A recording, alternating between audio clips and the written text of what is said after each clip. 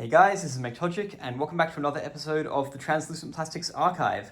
In today's episode, we're going to be talking about cables. Okay, I know that's very boring, but I actually convince you that this is actually kind of interesting. Because we all know Apple's cables today. Pretty much for the last 20 years or so, every single cable that they've had has just been white. It's on not just their cables, but all of their little products that they make. Here's one random example, all their video adapters, iPod charging cables. In fact, even the earpods, of course. Those aren't actual real AirPods, but yeah, even those are white. However, have you ever stopped and wondered how we actually got here and what actually led to that? Apple's cables in the 90s were grey. As far as I'm aware, they were all grey or black, color matching basically the platinum, beige boxes. We call them beige, but that's really because they've yellowed. They're more of like a grey color. But anyway, when the iMac was released, Apple went all in, right, with its design language. And we're talking about cables today because I'm always interested in the attention to detail they really took making these products.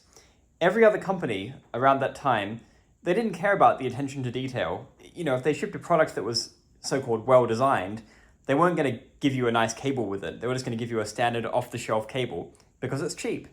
But to actually design something that's new and interesting, that requires some R&D, requires some effort.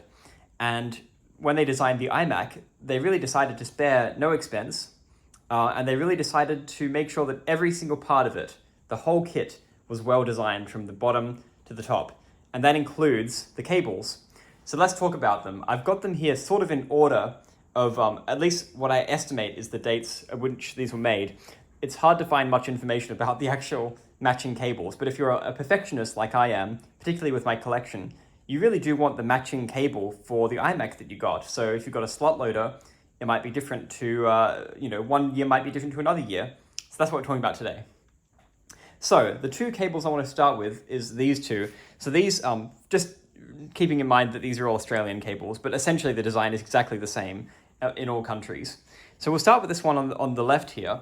This one here is very yellowed, and I'm pretty damn sure that's not how it would have looked when it was bundled with the iMac. I got this one, in fact, with my Lime iMac. You can go look at the video for that. So that's a very early example. That's 1998 manufacture date for this cable. And you can see that the reason it's probably so yellowed here isn't a design feature that honestly, it kind of looks ugly. It's because there must be ABS plastic in here, and it's yellowed over time. I don't know how it yellows through the clear plastic shell, but someone who knows more about plastics can probably comment on about that. The point is, the early revisions that I have seen at least, a lot of them have this ABS plastic on the cable. Of course, then you've got the translucent cords and they've got colors inside of them. This has always been a really nice feature, but some people have always complained about these because on the ones that they had, the plastic on this started to disintegrate and turned very sticky, and that's not very nice. Thankfully, it's not sticky in this case. It's quite firm, doesn't feel brand new anymore, but it does still have that firmness, and I would happily use these. Now, keep in mind with all these old power cables, they actually do have a safety risk. They don't have the same kind of insulation as you would expect today. So when I do plug this in to an iMac, you actually do see an electric pop, a little crack. And it's kind of scary. It feels like you're about to kill yourself. So the advice that what I would usually do in that case, is I would plug it into the iMac first, and then plug it into the wall second. So into the iMac first, and then into the wall second. That way, you're not dealing with this scary side. This is much safer, plugging into the wall. You've got a bit more of a grip there. With this one, you can get dangerously close to the part where there's actually a spark. So I just try to avoid that.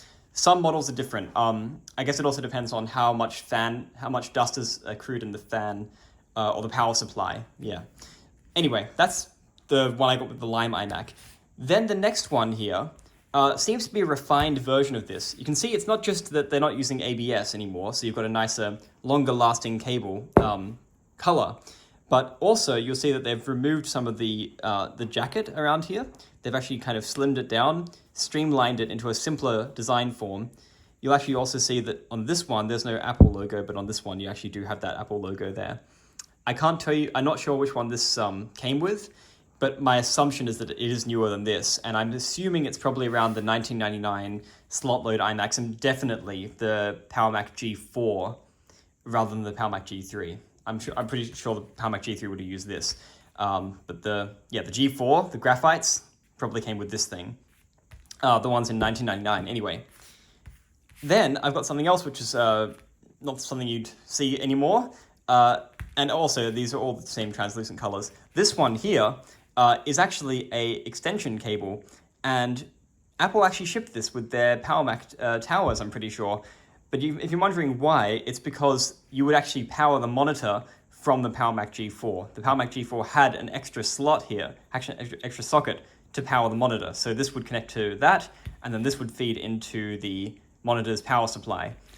Very nice little touch there, and it's nice to see that they did put the effort in for these.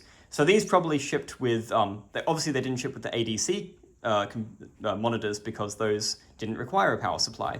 But these definitely shipped with the Graphite 1999 LCDs, which would be the 15-inch and also that 22-inch. I imagine. I haven't actually seen one of the power supplies for those. They're quite rare. But yeah, definitely that graphite one. Finally, you can see the transition here because now we've got a white cable, but we're not fully at the final point where Apple is going pure white. We still have some clear on this part, which is really cool.